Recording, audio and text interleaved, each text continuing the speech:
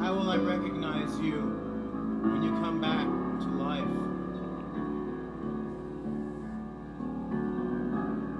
And you told me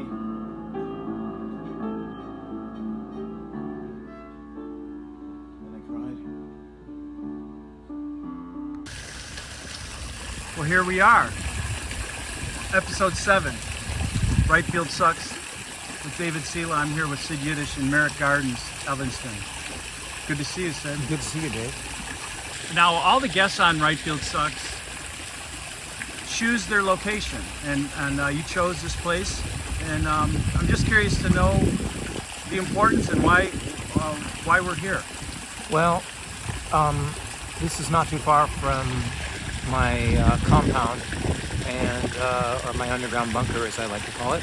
And it's it's pretty much halfway from here to, like, say, downtown Evanston, and also the YMCA. And but it's also special in a lot of other ways, because I used to come here and talk to my mom and do a lot of transcription work for her when her and I were working on the poetry projects together.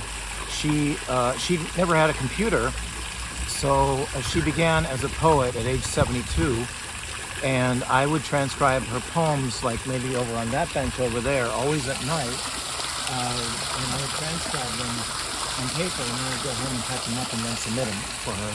And she submitted to a few projects. We had bardball.com, which is run by Jim Finn Gardner.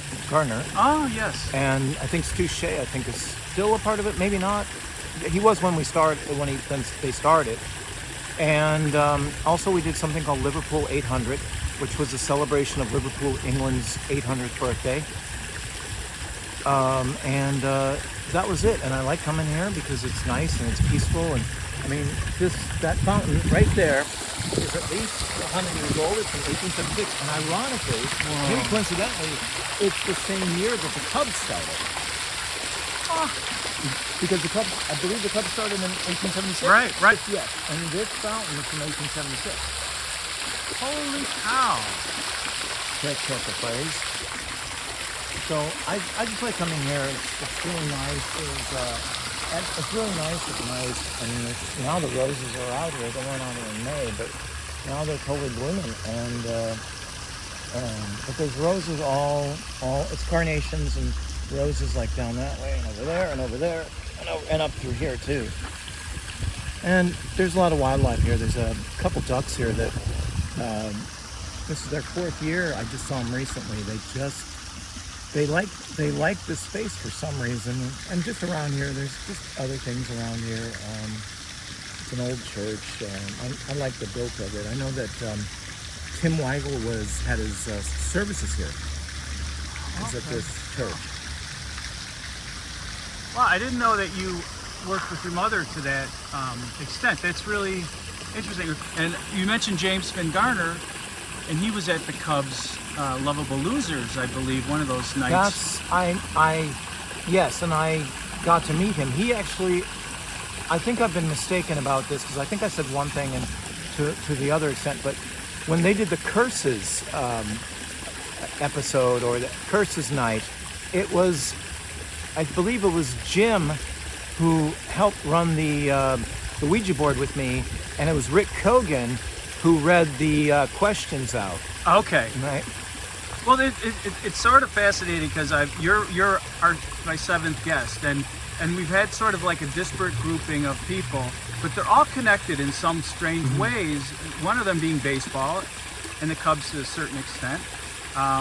We go from our first guest, Mitch Schoenfeld, who owns Reggie's. You're going to be performing there soon, right? Soon, yeah. It's technically not public yet, but And Jerry Pritikin, who was the bleacher preacher, and yeah. wore religious garb. You're sort of dressed in religious garb at times. I am, only when I'm performing, and when only when I'm performing. And he's Jewish, and so am I. And so are you. And so then we had Randy Richardson, who recorded your performance at the Lovable Losers. Right, El Jardín.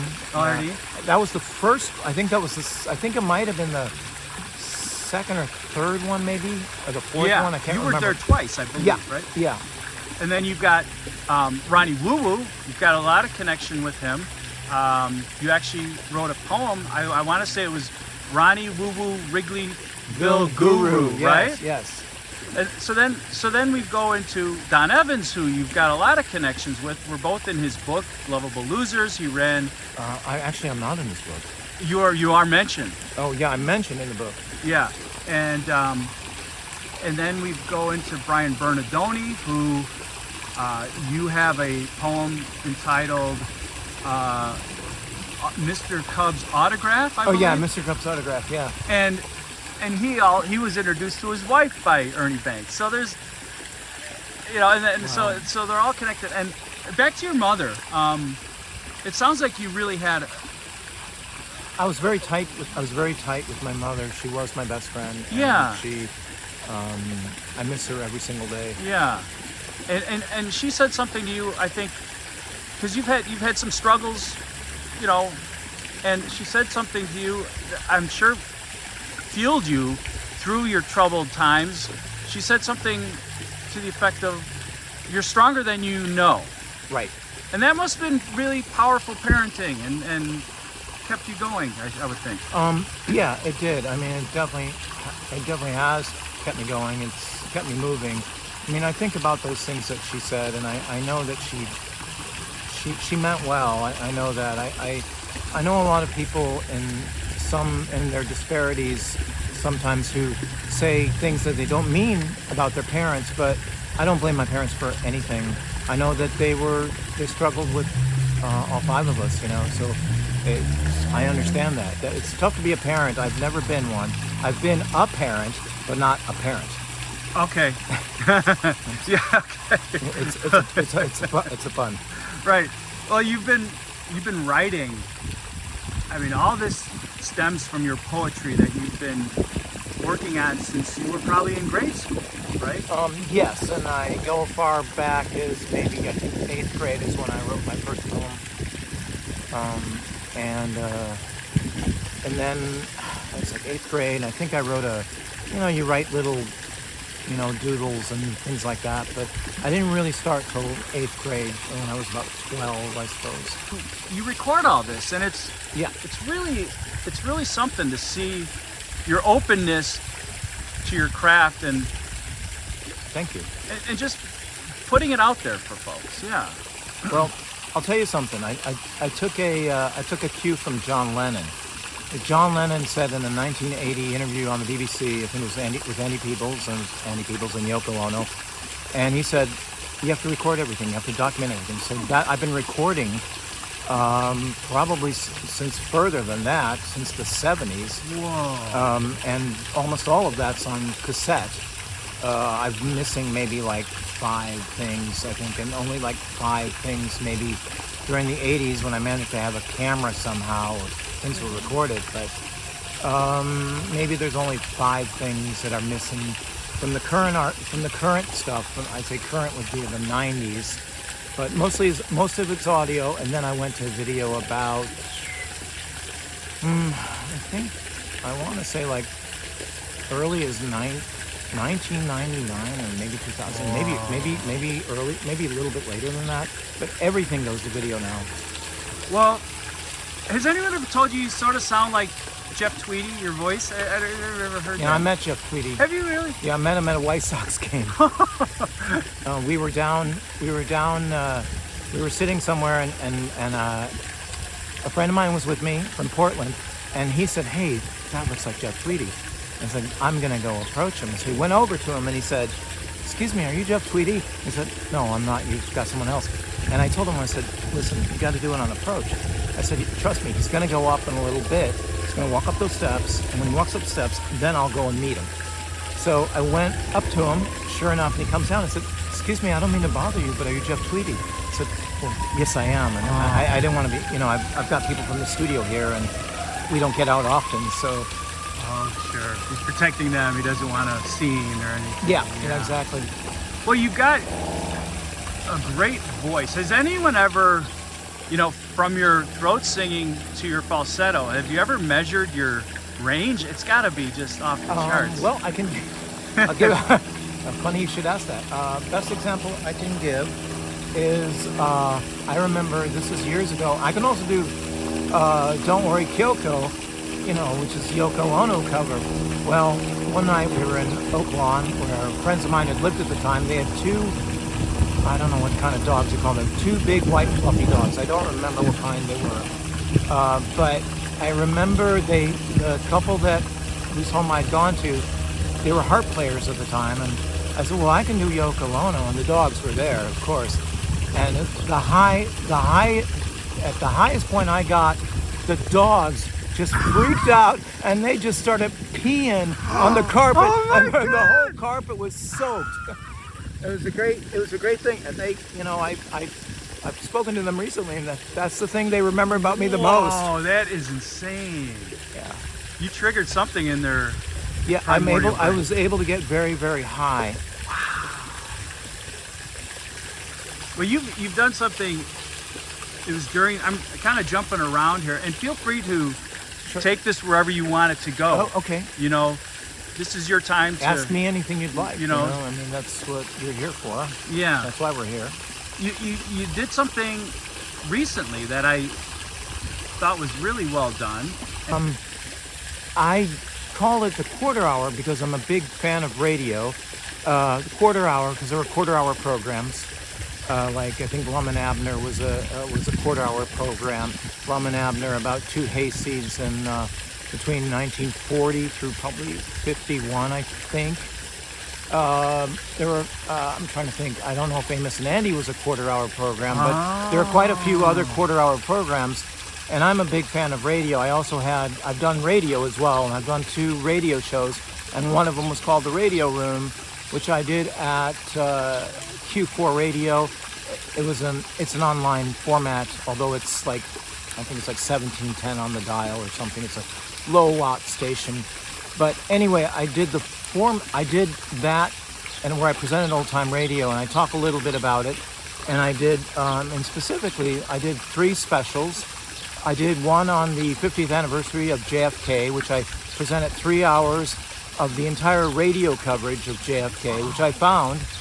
And then I also did I want to say it was like the 90th anniversary of WLS, where I went as far back as I could find, which would have been the 30s, with the coverage of the Hindenburg, or not the Hindenburg, I'm trying to remember his name now, Morris Kemper, I believe it was his name. If I'm not, somebody will correct me.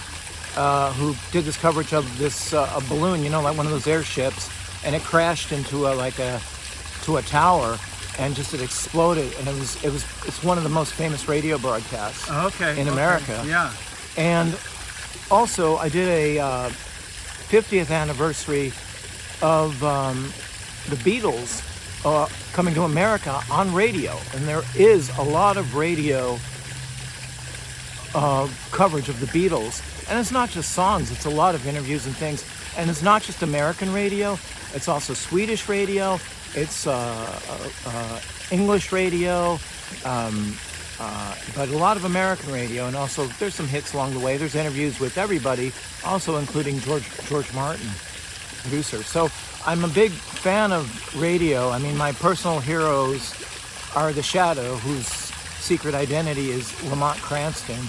And sometimes I think like that. So it's like the costume, which you know. So I'm the Shadow in this costume, and in my regular attire, I'm Lamont Cranston.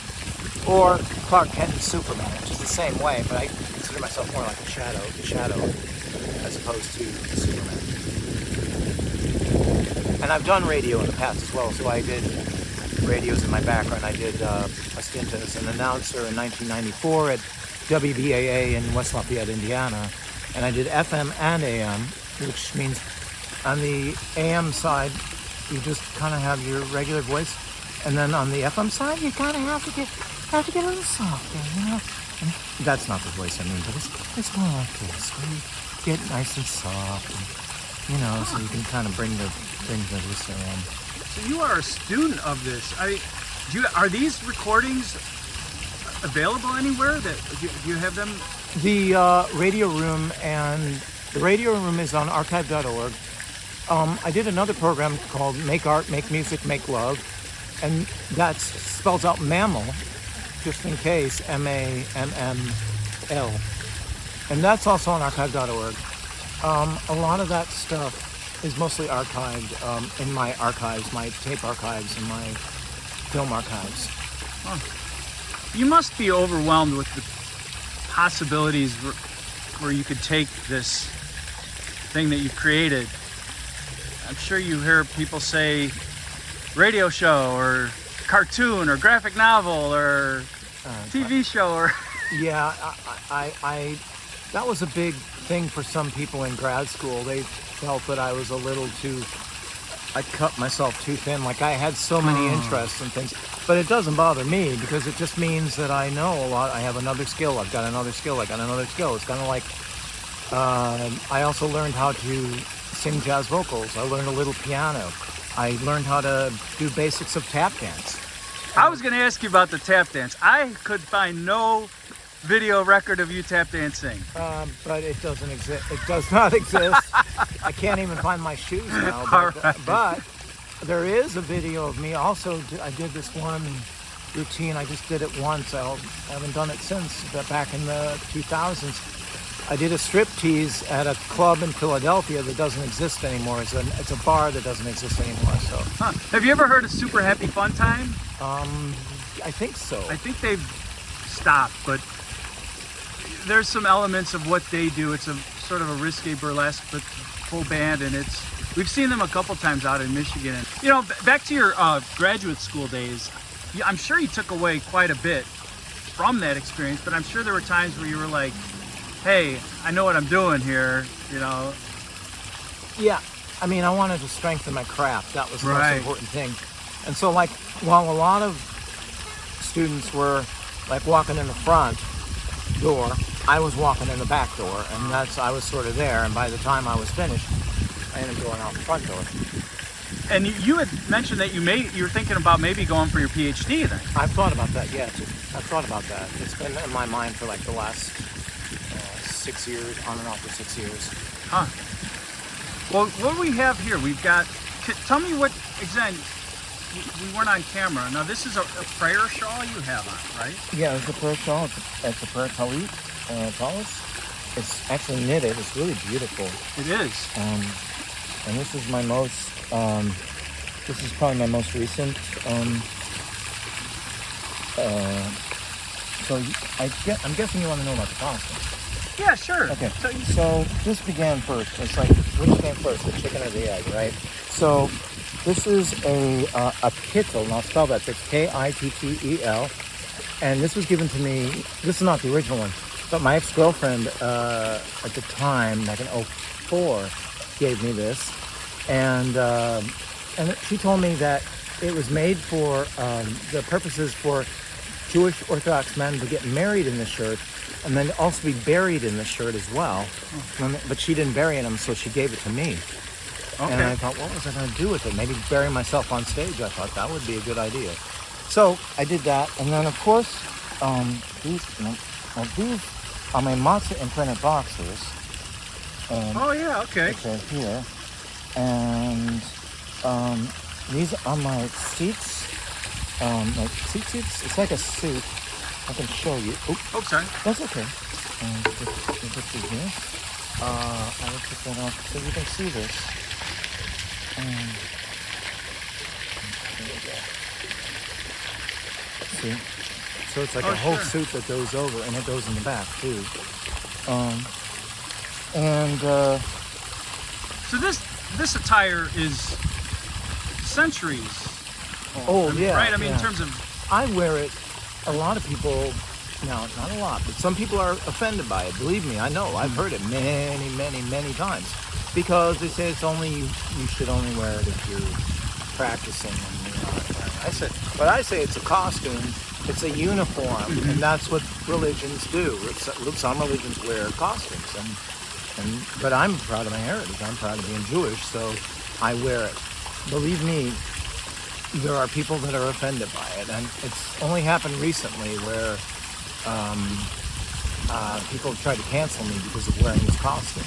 Well, you got some flack for playing the shofar all year round too, right? Yeah, And that yeah. was part Oh, of I it? sure do. Yeah. But so the let me explain the socks. The socks are from. How about if I lift my leg up? There you go. Sure. So the socks are from Denmark. I get all my socks and my nice. my masks in Denmark. And the socks, these are just Danish socks. I just call them Danish socks for the red and white. And just the red is the Danish color, so it's red and white of the flag. And the mask, it started off, I'll explain, the mask started off from the first tour, the first Danish tour I took in 2010. We were doing a show called Halfway to the Masquerade. So I bought everybody Clean Boys, who I was performing with, and also a guy by the name of Vita Ratman, who would put cheap pieces of meat on strategically placed parts on his body. Like he had cheeseburgers up here. Down here he had a string of sausages, like little hot links. Oh, God. And back here he had bologna. So on his buttocks it was bologna. He wore like cellophane. Like wrapped cellophane around his body, his whole body. So Okay. So his whole body was like that. And there was one time he actually did this performance. I've only seen it briefly, but he doesn't put it online for some obvious reasons. But what he used to do was he would put a hot dog up his butt and he would like microwave it because it's so warm up there. And then he pulled it out, stuck it on a bun, put mustard on it, and eat it. Wow, that puts Ozzy Osbourne to shame. I think the bat. A lot of people to shame. But anyway, I worked with him pretty well, and so he wore a mask. I gave some to the Clean Boys and other people who were around us. So we wore these masks called Halfway to the Masquerade, and I wore the mask. They look like Lone Ranger masks. Yeah. So party masks. And so I wore these masks, a mask on and off throughout this tour in 2010, spring 2010. And then at the end of the tour, I had some free time. So like one thing we did was we went to Hamburg, and I got to see where the Beatles played in 2010, which was exciting to me. Yeah. Because I've been to the other side, I've been to the other half, which is Liverpool. And I got to walk. Hamburg was a crazy time for me. So I came back to Aarhus, which is pronounced Aarhus, Denmark, was where I was based. And there was a shop, it was just called Sex Shop. And it had these, they're going out of business, go figure. But they had these leather eye masks, and the one that I had has, the first one I ever wore for like 4.5 years. I'd wear it everywhere. It had edges around it, no studs. But subsequently, I've been back to Denmark twice, and when I go to Denmark, I go shopping for masks. So I go for socks and masks in Denmark. Well, that seems to be like one of the most fortuitous, serendipitous things that happened to you was the Clean Boys. It seems like that was a transformational. Oh yeah, You that was phenomenal. That happened totally by accident. Yeah, it was someone they were searching for something else. Yeah, they were searching for Michael Board, who lets me call him Uncle Mickey, and so they're looking for anything by him. He had a band called Artless and Art, and they couldn't find anything. So when his name is Pedro De Palma, when he looked up Michael Board, he found my throat singing video, and then he's like, "What's this?" Oh my God! And he said, "This is indeed an honor." So we stayed in touch, and then we started collaborating in 2008. And eventually, they said they were like my backing band when I was doing various performances. We did this punk opera called DP, Super Depression, not the other obvious word, which DP, a sound text punk opera, and we rehearsed at the Skokie Public Library in a room. They were in Denmark, I was there, and then we did a lot of other shows. And they said, "Hey, why don't you come over to Denmark?" I said, "Not until we have a record." And so that's what we did. We went and recorded a record over Skype. I went to Swing State, which was in Lake Villa Okay. at the time, and they were in their studio in Olmsted, and they had a guy and he mixed the tapes and the vocals and the the tape, I guess you'd call it, or the video, digital, whatever you want to call it. And then they released it over there, Safari Freak Show Adventure. That was the name of the album, and that's what we called it. That because I have a flashlight that it's called Safari Adventure, but Pedro kept calling it a freak show, and I said, that's it. Safari Freak Show Adventure. That's what it is. But anyway, I could go on forever about that, but I've been to Denmark twice. I will be going next year. I'm renewing my passport so I can go. Good. And I'm going because I want to finish the trifecta, even though it's a quartetta. It's a quartetta because I've been there in the spring, in the summer, and the winter. So now I'm going in the fall. Oh, beautiful. It's similar weather to here, right? Yes. Very. My first time I was there, when I left here, it was 40 degrees and raining. When I got there, 40 degrees and raining, and I was like, man. But anyway, now the hat. The hat, ironically or coincidentally, today is the 10th anniversary of me, I don't know, performing, but I was had a featured role in the Ludacris video Jingling, where I played a Hasidic rabbi barbecuing in the mansion, in Ludacris's mansion. Yep. And this hat is from there, and I've bought other hats too, obviously, but it's from there. And when I asked them when I finished, I said, "Can I have the hat? That's what I wanted. I just wanted the hat." And I said, because just because. And they ended up giving me the shirt and the pants too. But the hat is the biggest thing, and the hat is how people recognize me. And I didn't have that hat. I wear a yarmulke or a kippah. I wore that from like 04 to maybe 2012, maybe early, and then I switched over, and it's been this way ever since. Well, that video is just total insanity. I mean, that must have been just quite an experience. Oh my gosh. Yeah, it was like a 16-hour shoot. It was, wow. And my scenes were like, there was another scene that was cut out, but we did that like 2 or 3 times. And then the scene where I'm in the bathroom, I think that was like 1 or 2 takes. That was it. Huh. In terms of Denmark, it seems like you have an affinity for that place. My fan base is in Denmark and not in America, because in America, it's harder to get people to like what you do, because what I do is really a niche or a variety, or variety. I like to say variety is the spit of life. Yeah. And but what I do is just so it's so. I do a lot of things. I don't do one thing. I do 20 things or something like that. So when I went to Denmark, what a difference. What a difference. Happiest nation in the world. At the time it was, and they've been voted subsequent years on and off happiest nation in the world, because they have happy problems. In America, there's a lot of problems here, like guns is a big one. The gun issue is a big one. I know we're not going to talk politics here, but they don't have that problem, because they're against the law. There's the murders that happen out there, like people who beat each other to death, they knife each other. Domestic something. Yeah, or even, bombs, homemade bombs, whatever. I mean, and here it's just instantaneously. But when I got there, the people are so friendly there, they're so trusting, and they're honest. And here in America, it's very difficult for me to find people who are trusting and honest. Yeah. Well, there's some other interesting things that I found in your catalog. Oh, and the shofar. Oh, let's get on that. This is the shofar. So this is the latest one I have. I have about 16 different shofars. Okay. I don't think I've got a name for this one. 16? Yeah, I don't think I have a name for this one. I don't know where they all are. I think I know where at least 4 are, but don't know where the other ones are. But I can blow it if you're going. Yeah, that would be fabulous. Okay, so let's see.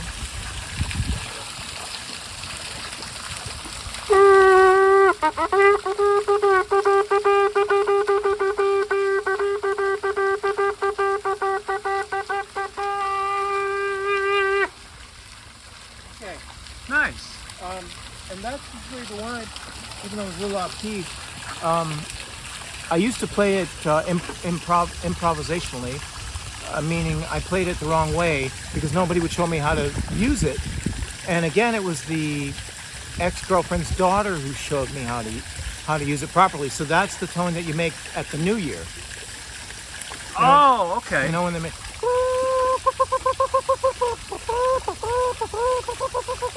That's that sound. But I used to do it improvisationally, and improvisationally was like this. It can be like.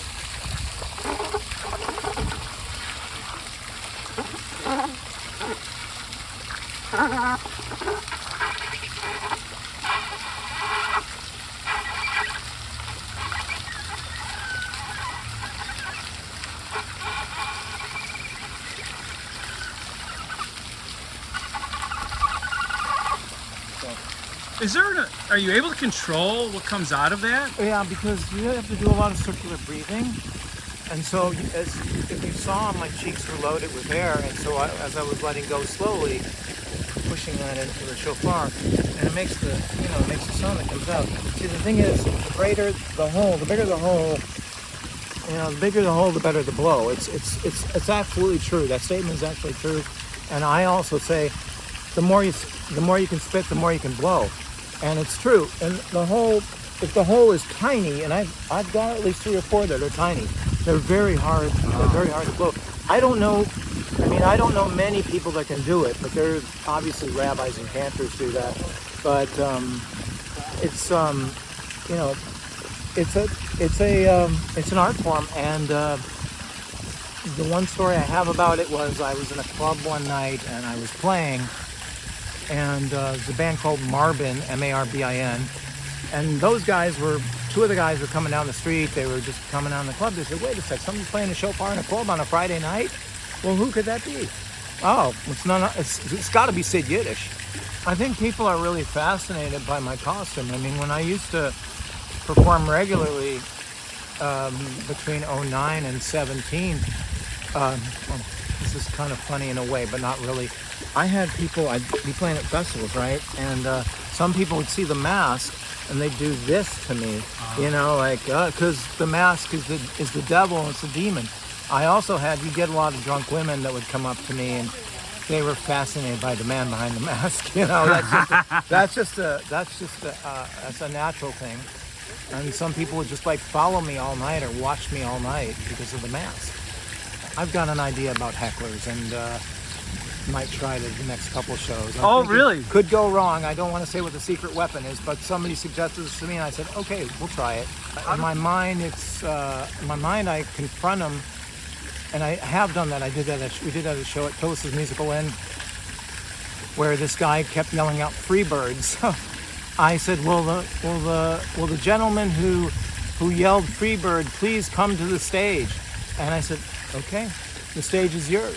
And he sang a little bit of Freebird. Oh, good for you. But there's other people that really downright heckled me just because of the costume and the mask and all kinds of stuff. And sometimes it's really hard to deal with the heckling.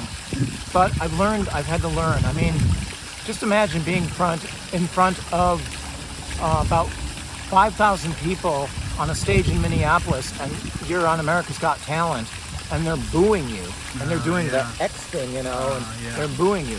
So that was a helper right there. We've got this other thing that might add to our performance next time. That might work, but I mean, I've had it's on and off. I do it. Sometimes I get it right on. Other times I just have to let it go, and not yell at the top of my lungs or whatever. But I mean, it's hard. It's just hard because it's just difficult to maintain that control. Sure. And you just have to let it roll off your back. Yeah. Or as Mom would say, you're stronger than you think you are. Yeah.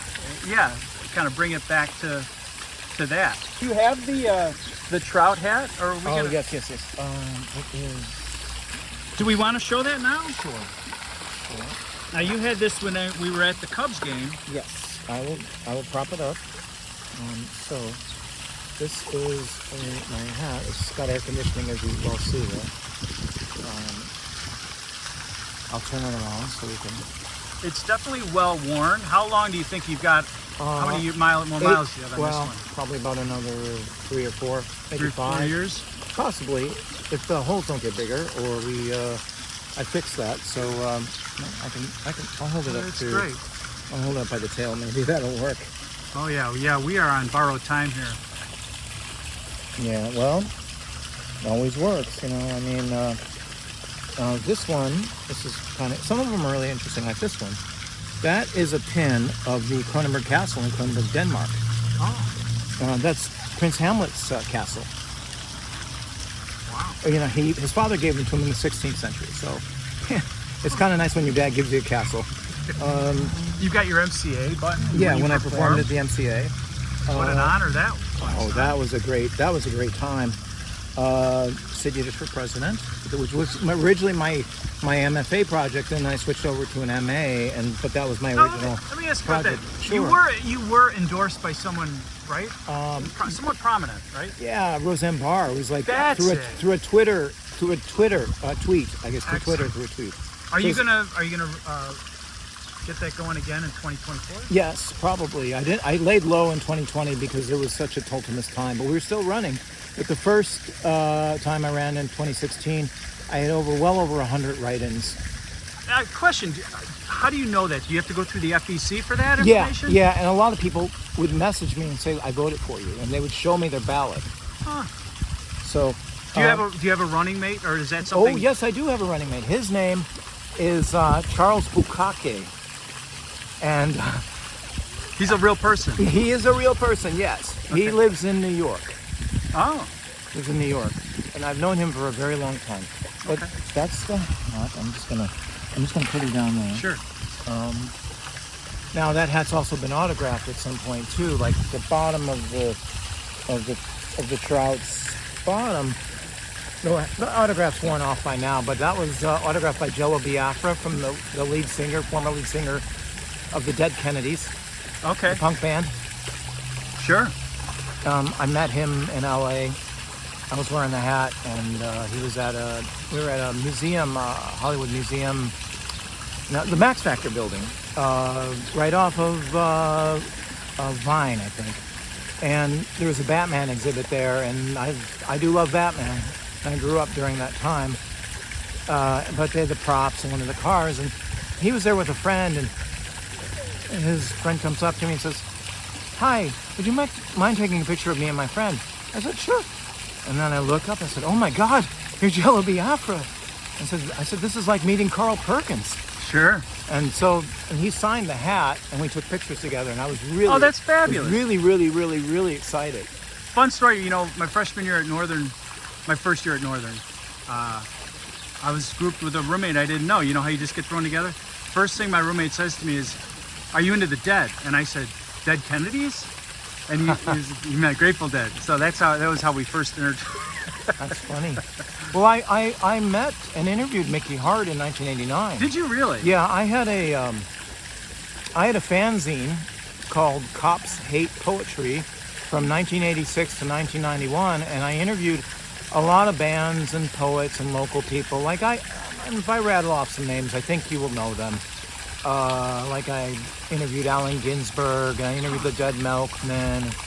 I interviewed Pussy Galore, and I interviewed, let me think, Circle Jerks, The Exploited, let me think, Eugene Chadbourne. I'm naming all the big names. Did you interview Lou Reed as well? Yes, I did. That's incredible. I did. Because I would have think his partner would have been Laurie Anderson. You know, similar.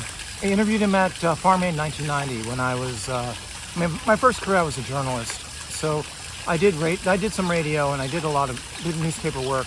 But Cops Hate Poetry, I featured interviews like 2 to 3 an issue. And we had poetry, of course, and there was cartoons or editorial things, and I'd write editorial features and be advertising and stuff like that. And it was a really cool fanzine, and that's kind of where I would do these sort of things, like, I guess you'd call it maybe guerrilla style interviewing. I mean, everybody does it now. We didn't have phones back then. Right. I had big heavy tape recorders with big heavy mics. which I still all have, and I collect those. But anyway, like I was also a freelancer. I freelanced for Northwestern University from 83 to 84. In fact, I worked in Evanston from 82 to 84. I worked at Chandler's, the textbook store. You remember them? They had the notebooks. Oh, okay. All right. And they office supplies too. So I ran the elevator for a year and a half. I was an elevator operator. So these would have been like your college years, right after or high Right school? after, well, it was a break in between because I graduated in 1990 from Columbia, but I had gone to several schools taking classes. I took classes, Okay. I worked, I traveled. That's what I did. Where was Farm Aid 90? Because I went to the first one at Champaign. I was there too. Oh, you were at number one, huh? Yes, I covered, trying to remember. There is a photo floating around. I'm still looking for it. So with me, with Chet Davis from ABC Radio, who I loved at the time. It was a hero of mine. But I stood in the tent next to Neil Young and X and all those other folks. Neil Young, Willie Nelson, Randy Newman. Oh yeah, yep, all of them. Incredible. So Farm Aid 4 was in Indianapolis. Okay. And I went with a friend of mine at the time, and she photographed a lot of the stuff. I was going there for Variety at the time because I was interning at Variety, the showbiz magazine. Yeah, sure. And Sure. I also was freelancing for a Yugoslavian magazine at the time called Stav. I missed the deadline by about 30 minutes from Variety, but it was published in Stav in Serbo-Croatian. So that's quite a thing. Jeez. At the first one, my late friend got to interview Joni Mitchell. Oh, wow. And I was busy doing other stuff, and he was doing one thing, and I was doing the other. So he was doing it for college radio. We also had, I've got them on, when he was on radio at WHEN, I think it was out of Western Illinois University, which I also attended for a couple of years. He had Gary Meyer. Stephen Gary, right? Yeah, Stephen Gary. We met Stephen Gary, but Gary was doing promos for WHEN for my late friend Adam. Oh, and I've looked for photos, like you said. It's hard to find any documentation on that first one, like photos online or anything. I have found some photos. There's like me. It's a very it's not tiny, but the way the photo was taken. I'm standing in front of one of the banners of Farm Aid. Oh, cool. I just posted it pretty recently. Oh, wow. But I'm still looking for that one with Chet Douglas. Because that was a great photo. I look so naive in that photo. I just remember Willie Nelson would not stop. The night just kept going on and on and on. It must have been 1 or 2 in the morning, and then they blew up all these fireworks, and it was the best fireworks display I'd ever seen. Oh yeah. I mean, I met Willie Nelson in 20. How was it? 20. I'm not sorry. Farm Aid 1990. Sorry, I'm a little okay. bit, yeah. So met him in 1990. Farm Aid was in April. But the stories I had for the first Farm Aid, we camped out. We didn't have a place to stay, so I actually stayed in somebody's garage. Wow. And they said, "Do you need a place to stay?" And I said, "Sure." And she said, "Okay, tell you what, we'll trade you that for the stories of the people you met." I said, "Oh, that's no problem." So I actually stood in an elevator with Billy Joel and David Allan Coe and Eddie Van Halen. My God! Were just these guys, and they were just like regular guys like me. I would love to find that whole concert if that's anywhere. I don't know if it exists online. Is it? Yeah, it exists online.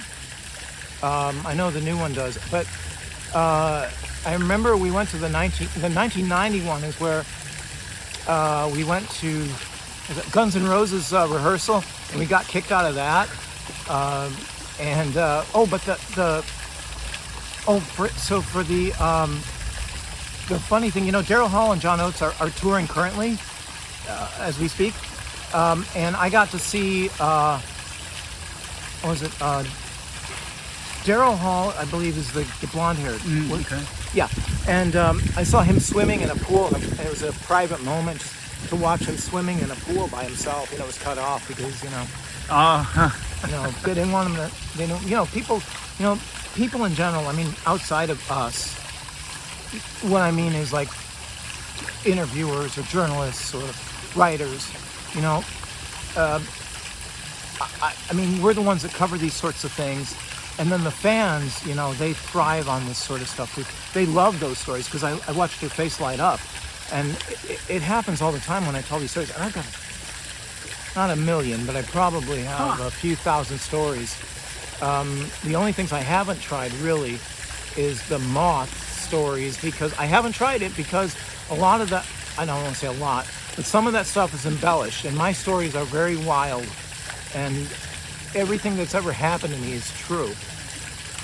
Like the stories I have are just like off the wall. When I freelanced, freelanced for Free Fest Journal, and for that I interviewed Gigi Allen.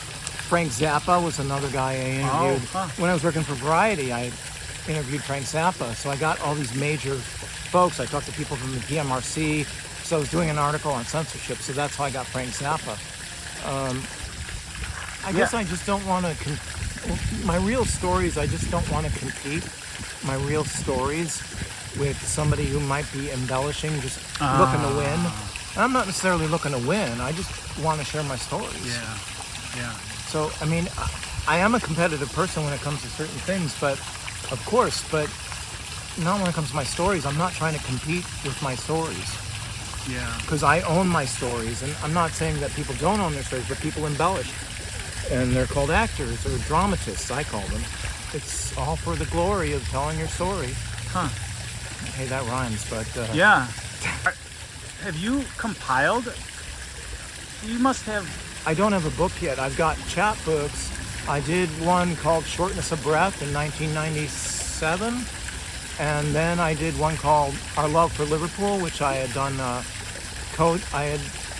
was partner with my mom. And my mom has 8 poems, and I've got 8 poems. Wonderful. And I've done a lot of ebooks.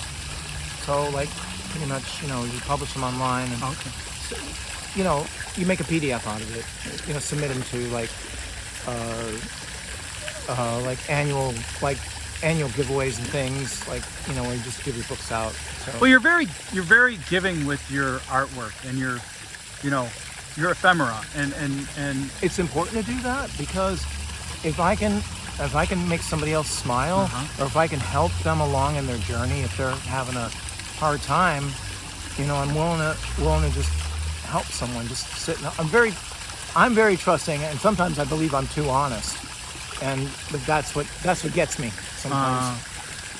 Well, I think you would endear yourself to people that are having struggles and things. I do it all the time. I mean, or advice. People want advice from me, and especially people who like for example, want to go to Merrick's Got Talent. I did a show in Oak Park at the Unity Temple, for example, and there was a very young girl. She was 16, and she had come to the open mic, but she came specifically to see me for advice to how to work it on America's Got Talent. And when she met me, her cheeks turned, I'd say, bright red, like my shoe or my sock. And because she felt she was talking to like a star or a celebrity. And I don't even look at myself like that, even though I know, I think I'm maybe a quasi celebrity, or a D, maybe a D or a C or B celebrity. You know, I mean, in the bottom half pit of the world. And I just gave her advice. I told her, you just have to do something different. You got to stick out. I said, because there will be 1,000 girl guitar players at least, or women guitar players, but teen guitar players. But I said, you have to stand out, and don't be afraid of what they say, and just learn how to live with it, because they will be, believe me, they will be difficult on you. They will be hard on you, and they will say some things that might hurt your feelings. But you have to be strong for that. Let them teach you to be stronger each time you go out and play, or each time you try out for something like that. I don't know if she ever made it or not, but her father thanked me a lot for talking to her, and I said I didn't mind, you know. It's just for them, it's like, it's kind of it's a big deal for them. Have you ever? You teach classes, right? I could see. I've taught workshops and things. I've taught haiku. I've taught I have taught. It's called. I have this sort of new thing. It's copywritten for the moment. It's called Improversize, which I use dance and improvisation, my gestures, and movement and fitness, and it's all rolled into one thing. And I teach that at an outpatient clinic. I haven't taught in about a year, but I write the movements up, and we put music to it, and then I teach them like that. Oh, that's and amazing. It's and we make it to them, so they're modifications and things like yoga almost. At their ability, right? They can, yeah. Right. Oh, that's because a lot of great. them can't. Wow, you've got so much going on. It really is. Is there anything you'd like to tell us about what you've got in the works coming up? Well, I can tell you about a few future things that people can go look for. There's a band called Marbin, who I mentioned before, Marbin, jazz fusion group.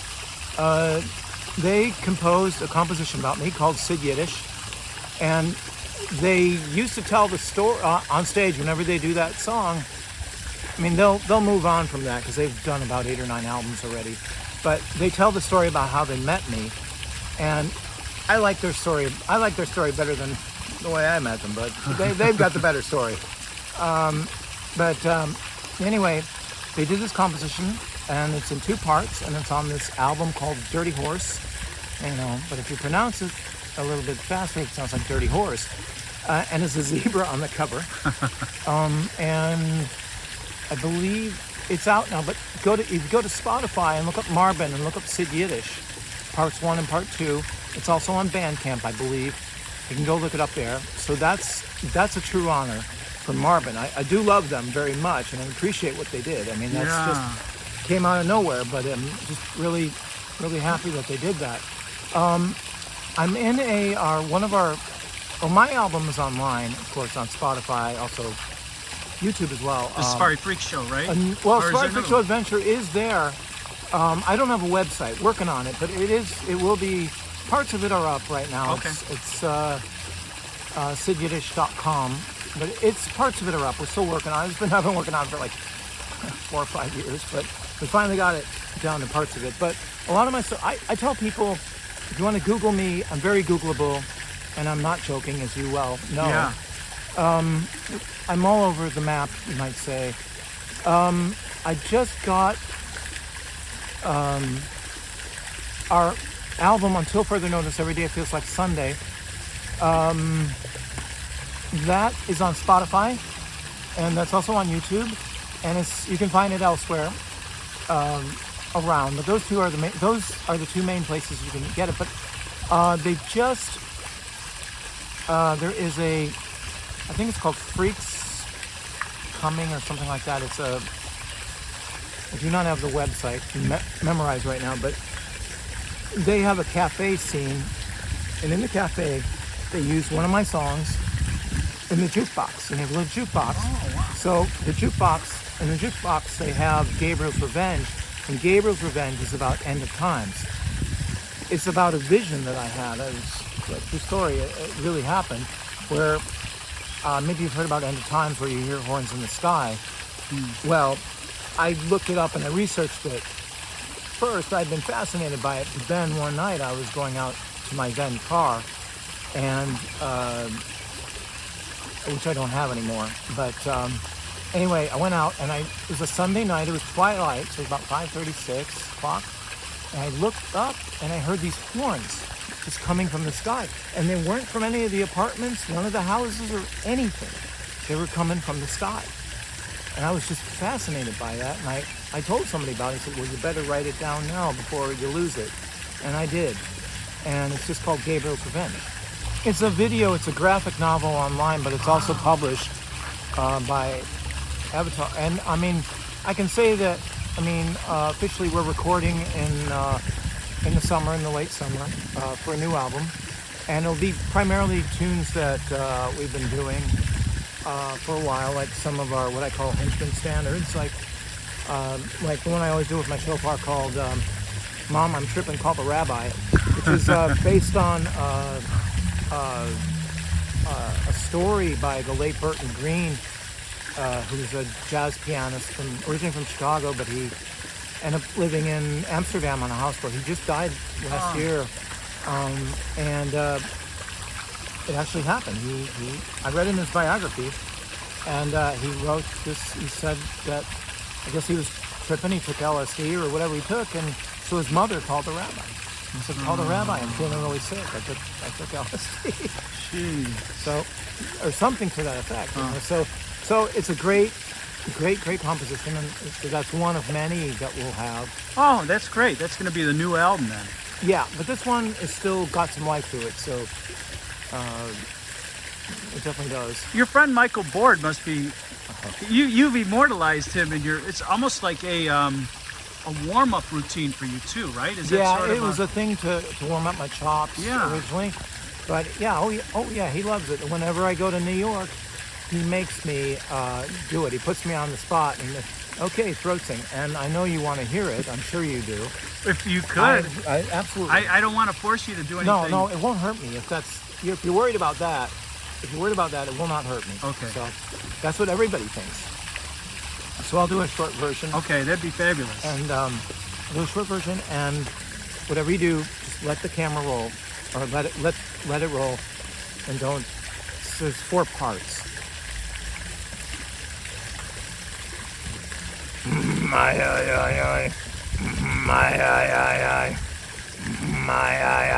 cool. Wow.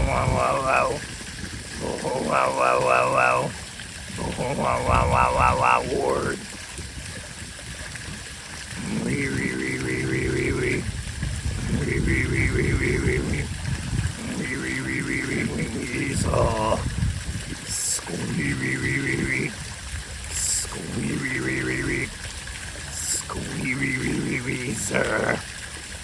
Now, it sounds a little rusty, but I mean, it's also very dry out. One thing I did want to say is, I started off as a performer, and then I worked my way up to bands. And the Sid Yiddish and Candy Store Henchmen, we've been around in business since December of 2010, so we're going on 12 years this year. And we got a coincidental kind of thing. Somebody couldn't do a show, and he asked me if I wanted to do it. I said, "Can I do anything?" And said yes. And so I brought, it was originally called Project MD. So I went to this, it's like a goth gallery or something. The 1901 Garage, it was on Wolcott. It doesn't exist anymore. It's not called 1901 Gallery, it's just a garage now. So we performed in the garage where there was like a goth show going on with goth art and stuff. And so we did the first time. There were like 6 guys. I'm the only original standing member. So the band goes in waves. So in other words, every unit is different. So I mean, like right now, the folks I've had for the most part that are in currently, it's been about 3, well, one guy 3 years, another guy is like, he's from the last remaining.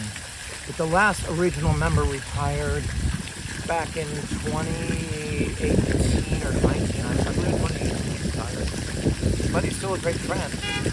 Well, that's great. You seem like have built this really interesting community around what you do, and it's got to be pretty rewarding to see it all come together on nights like that. It is, and I just throw myself into it. I throw my art into it. I throw my life into the performance. So, however I'm feeling, whatever's up here, that's how I do it. So, like if I'm conducting, or this is sustained high note, 1 octave up. This one's sustained low note, 1 octave down. Make the music softer. I mean, some of them are borrowed, but a lot of them are my own. This one is percussion only, strings and woodwinds. Let's see. I know next few are going to be a little vulgar for the kids. So anybody under 60, you shouldn't watch this. So this means sing into your instrument. This is high E. Okay. Low E. And it depends who you are. If it's percussionist, they get to do whatever they want. I always say, if you don't know how to do it, just make it look like you know what you're doing. Sometimes I make up ones like this, which is like an anything, like that. And when I yell, dial, dial, dial, that's just to play annoyingly, accordingly. This is slow and clumsy. This is the knife in the air. This is digging, ditch digging. This is slow and serious, like you mean it. There are 75 gestures. I don't do every single one, but sometimes I do, possibly, if we get enough time, I do 40 gestures at one show. Recently I school the boys in the band, and recently I heard somebody, well, I can't possibly do this. I said, well, that's not good enough for me, and you're going to learn them. Yeah. So that's what it is, and people learn them, and people have actually studied the gestures. There are people that have played with me. They study them, 2 or 3 weeks at a time, and they want to get it right for me. They don't want to screw it up for me. So, well, there's your swan song, maybe the Flight of the Satanic Danish Squirrel, yes. right? Yeah. There's many versions, but there's one at WZRD, I believe, that it's just you call your band Controlled Chaos. I mean, that's kind of what it was. It's intense. It's Chad Chambers, who was the original Squirrel for 6 years. Great Squirrel. When he left, I had to find someone else to do it. And we've done various versions. Like one time we were at ZRD, and I had my toy guns. I had my space gun, and I had my fake Glock gun. And bringing a Glock, somebody's seen a Glock, I hid it in my bag. But we on the air we did I did the guns like right when I'm doing the score, and you can hear it. You can hear, like people are calling up saying, "Oh wow, this is great sound effects." One time I conducted a dog. It was like a dachshund, and I conducted the dog, and then somebody called and said, "Wow, that's a great sound effect you have of a barking dog." And of course, it was a real dog. And various people have played the squirrel over the years with the squirrel voice. On the album, it was a female squirrel. Okay. Some compositions I retire, and some of them I keep doing, and Squirrel is one of them. Yeah. Squirrel, and Where's Walgreens, of course, is another one that it never gets old. It never gets old. In fact, when we did Rick Cogan's show, yes, a couple years ago in 2018, he always lets us play, so I tried to think of a really short one. So we let him do. I gave him a windshield wiper blade, and I said, "You're gonna play this." Yeah. And you're just ask him where's Walgreens, and that's just, he's really embraced me, and He really has. Yeah, and he really has, and he has said about me that I'm the oddest entertainer he's ever met. It's quite a compliment. Oh, believe me, I know. That really is. I know, and there's been other people that say those kinds of things about me too, and I'm the most bizarre act he's ever seen, and stuff like that. And it's a compliment, and I understand what they mean. Yeah. Well, Sid, this has been wonderful. I really appreciate you meeting me out here, this beautiful setting, and I look forward to seeing you perform. I've yet to experience that. So, Sid, thank you so much. Thank you so much, Dave. And let's stay in touch. Appreciate it.